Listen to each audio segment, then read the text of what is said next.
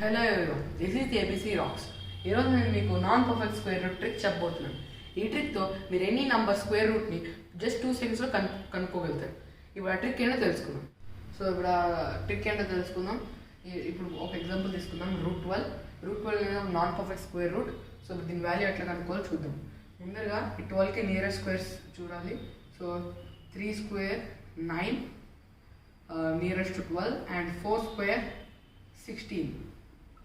So ఈ రెండు nearest to 12 9 and 16 మధ్యలో ఉంటుంది. సో ఇప్పుడు మనం ఈ నెంబర్స్తో చేయొచ్చు ఆన్సర్ని, అది ఈ నెంబర్స్తో చేయొచ్చు. నేను రెండు మెథడ్లు చెప్తాను. సో ముందర ఈ మెథడ్ చూస్తే ఇన్ టర్మ్స్ ఆఫ్ 9 రాయాలి 12ని. సో రూట్ 12ని నేను ఇన్ టర్మ్స్ ఆఫ్ 9 రాస్తే 9 + 3. సో ఇక్కడ ఏం చేశానంటే ముందర ఈ 9 వాల్యూ రాసేసి 12కి ఎంత బ్యాలెన్స్ ఉంది. సో 12కి ఎంత బ్యాలెన్స్ ఉంది, 3 ఉంది కాబట్టి సో 3 రాశాను. అండ్ 9 12 కంటే చిన్నది కాబట్టి 12 రావాలంటే 9కి ఎడిషన్ చేయాలి కాబట్టి ప్లస్ పెట్టాను. సో 9 + 3 = 12. దీని తర్వాత దీని రూట్ వాల్యూ అంటే 3. సో 3 రాయాలి. దీని రూట్ వాల్యూ 3 రాయాలి. దాని తర్వాత ఇక్కడ ప్లస్ ఉంది కాబట్టి ప్లస్, దాని తర్వాత ఇక్కడ 3 రాయాలి.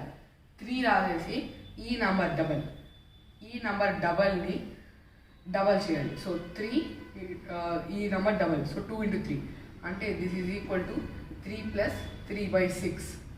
సో 3 + 3/6 అంటే 3 + 0.5. సో 3 + 0.5 అంటే 3.5.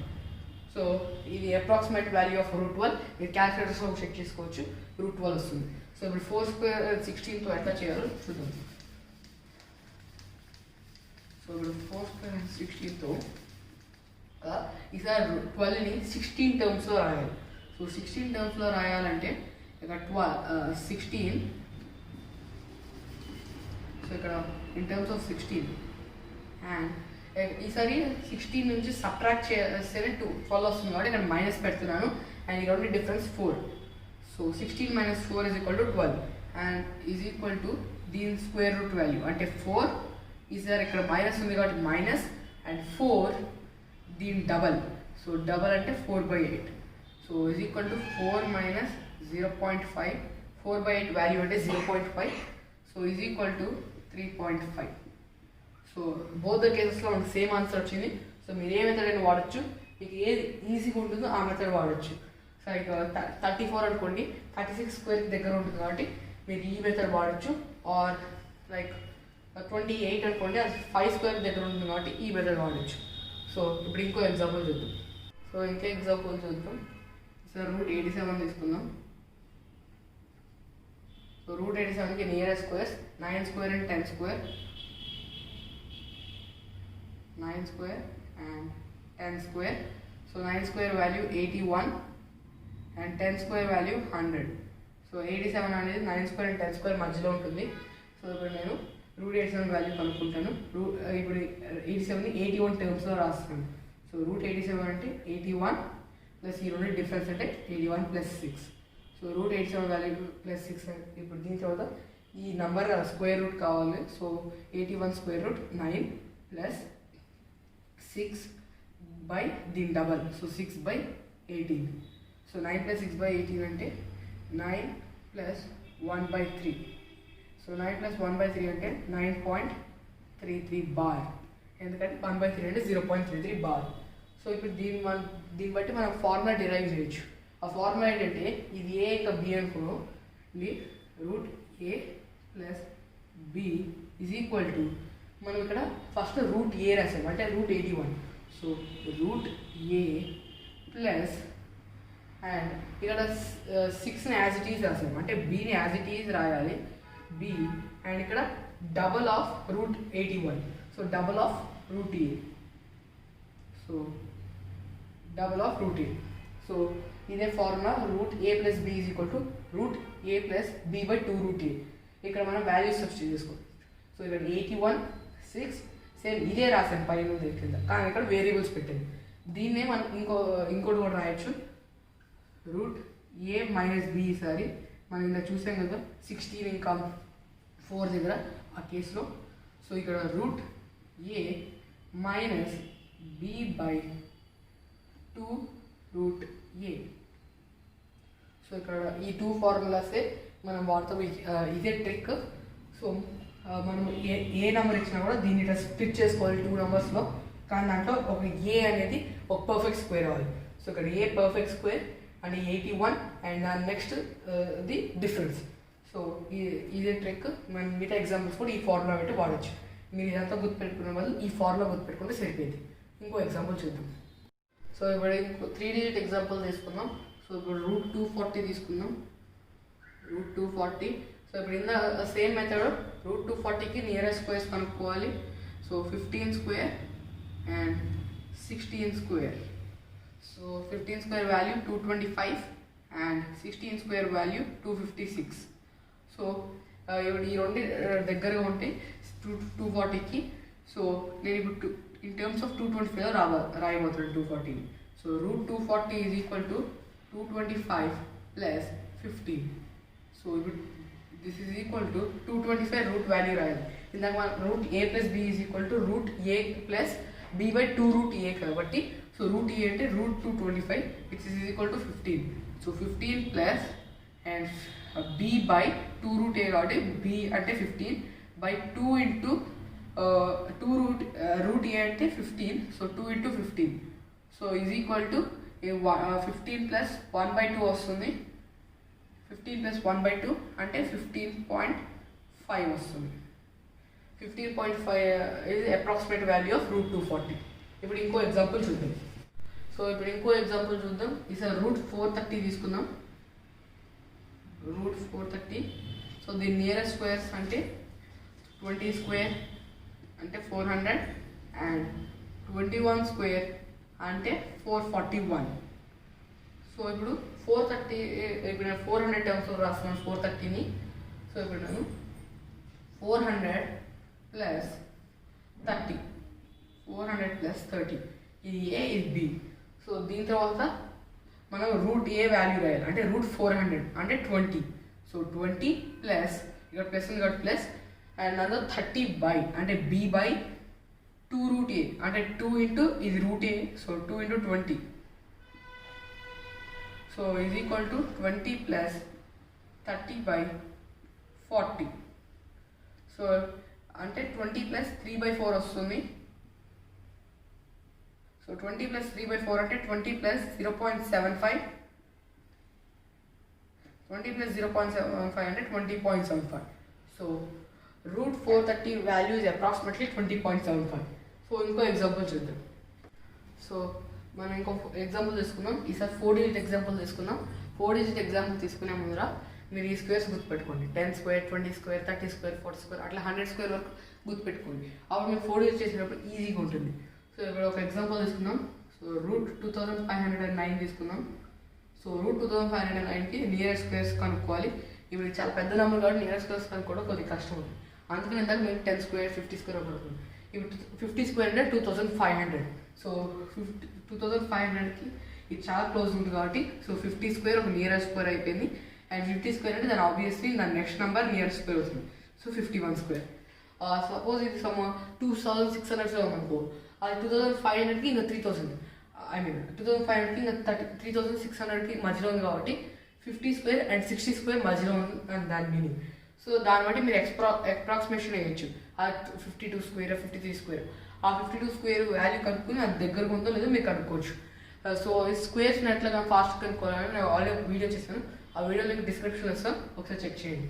సో ఇప్పుడు 50 స్క్వేర్ అండ్ 51 స్క్వేర్. సో ఇప్పుడు నేను 50 స్క్వేర్ అంటే 2500. సో ఇన్ టర్మ్స్ ఆఫ్ 2500 రాస్తాను. So 2500 plus 9 is equal to ఇప్పుడు ఫస్ట్ √a వాల్యూ రాయాలి అంటే 50 అందులో ప్లస్ b రాయాలి పైన. సో b అంటే 9 and 2 into √a. So 2 into 50. So is equal to 50 plus 9/100.